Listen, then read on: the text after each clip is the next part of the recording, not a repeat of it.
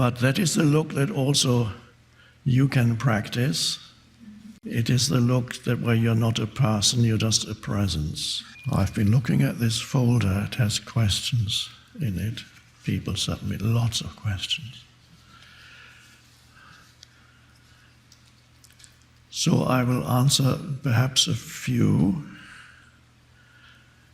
and from tomorrow we are open, or I am open to receiving questions from you that arise spontaneously or that you've kept at the back of your mind for a long time, wanting to ask, and it still hasn't dissolved.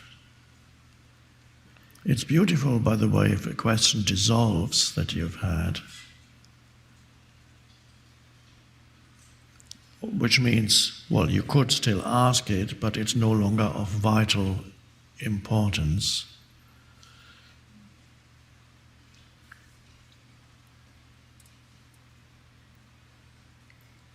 Sometime in the 1930s, a British writer went to India. I believe his name was Paul Brunton. He went to India to visit the living masters and interview them and then write a book about them. And he did. And one of the masters he visited was Ramana Maharshi, at the time not known in the West at all, and only to a limited extent in India. And so when he went in to see Ramana Maharshi with his list, a long list of questions for his book, and Ramana Maharshi just looked at him. There are some photos around with Ramana Maharshi looking at you, especially one that's very beautiful. And so he just looks. You can feel when he looks, even on that photo, he's not thinking whatsoever. There's no thought whatsoever in his mind. There's just spaciousness. But it's not a look of a zombie. It's presence, spacious presence. Well, you can have that now. There's nobody there looking. There's just consciousness. Nobody in particular. Just consciousness.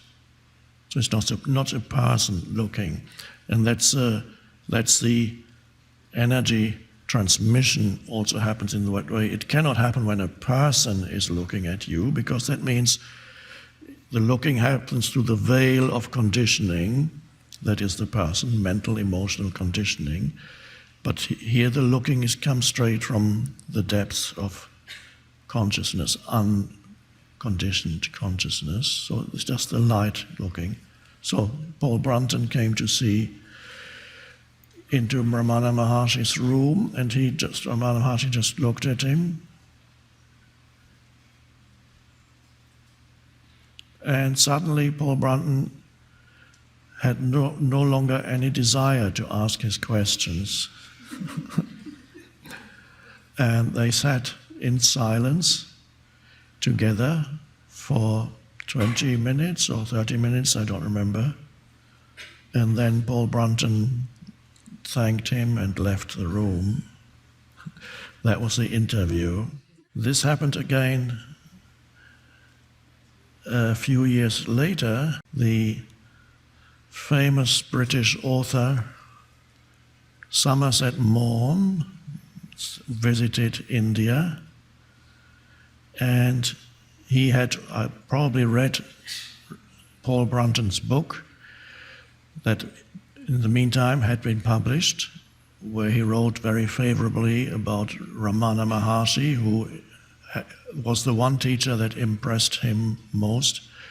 So Somerset Maugham came to experience the presence of this master, probably to write about him, because whatever Somerset Maugham did and whoever he met, he would write about them later. He continuously was collecting notes making notes about people.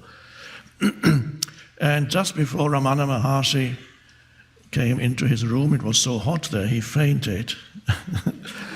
And not Ramana Maharshi, Somerset Maugham fainted. They carried him into a room to put him on a bed there to regain consciousness. And then they told Ramana Maharshi, there's a famous British author who came to see you, but he fainted.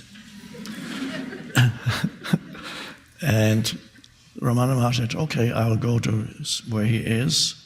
And when Somerset Maugham opened his eyes, there was Ramana Maharshi sitting, looking at him.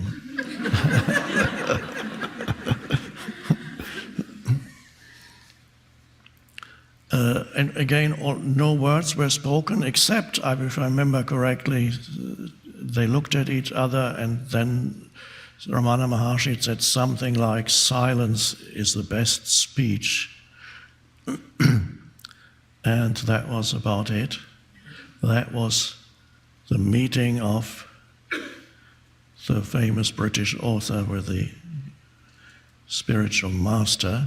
And of course, yes, he did write a book, and Ramana Maharshi appears as a character in that book. And although he doesn't, of course, under a different name as a master. And if you're interested, the book is called The Razor's Edge, a novel.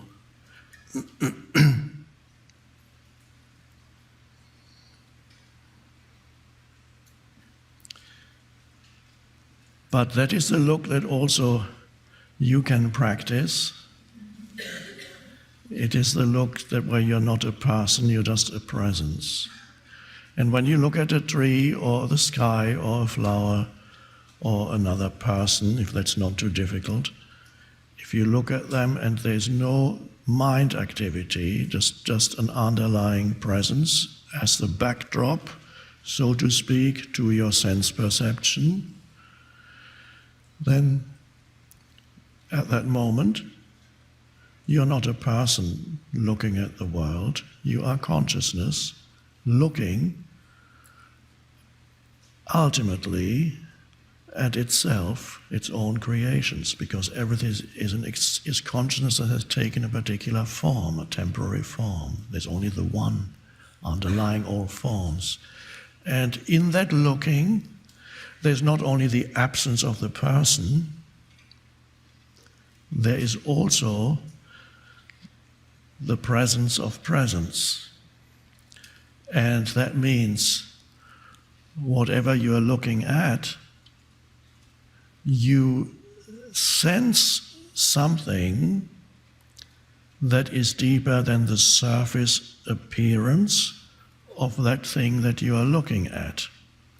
In the case of a plant or a flower, yes, there is the surface beauty of the flower or the plant, but there is also something that the eye cannot see.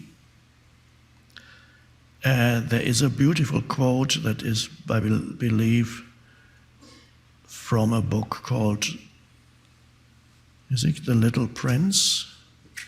Saint-Exupéry, is that the author? And there's a quote that says, what is essential is invisible to the eye. What is essential is invisible to the eye. This eye.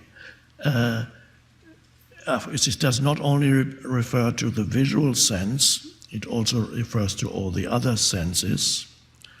So what is essential, the essence of things, of human beings, of yourself, of a tree, of a dog, the essence of the thing is you cannot see or perceive with the senses.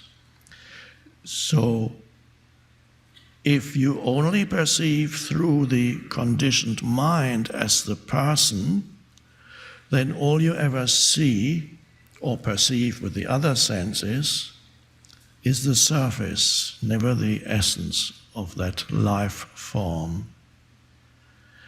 So what is essential is invisible to the eye. How can you become aware of that which is beyond the sense perception, that the deeper dimension of things, which for many humans alive now does not exist, and the majority of scientists would probably, there are maybe some exceptions, but Einstein was an exception, but the majority of scientists would probably deny that there is such a thing as a deeper dimension to things. But eventually they will come around. If not this generation, when this generation is dead, the next one will come around. So then you look at something, at a tree, a flower, and that presence of presence through which you're looking recognizes something of itself in that which you're looking at, and that is the dimension of depth. And that is where you feel connected, or a better word, where you feel that sense of oneness with that which you are looking at. No longer the separation. When you're looking through the conditioned mind as a person, there's always a sense of separateness. Whatever you're looking at is the other. And there's always a sense of otherness. And that sense of otherness is the absence of love in the deepest sense. You cannot love the other in that state of consciousness. You can try, or you might convince yourself for a while that it's working, but it won't last. So, to sense something deeper that is within, that is the essence of that life form, that adds a depth to all your perceptions.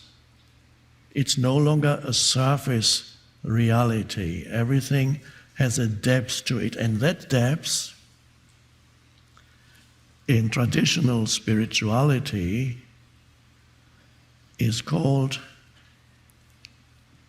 sacredness.